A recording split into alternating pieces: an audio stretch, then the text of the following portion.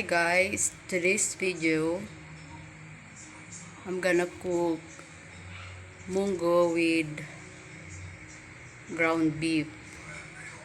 Ito na yung mga ingredients ko guys. Ito yung ground beef.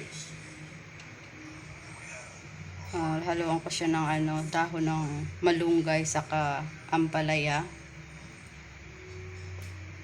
garlic, tomato, and onion, white onion. Saka ito na yung beans, pinalambot ko na siya. Sige guys, start na ako ng pagluluto.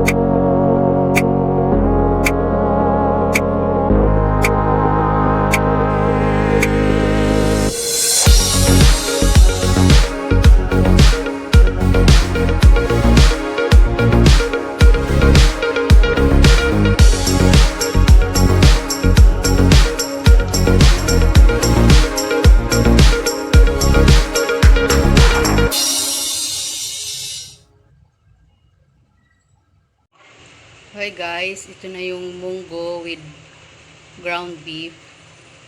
Luto na siya guys. Try nyo to guys. Napaka-yummy. Thanks for watching.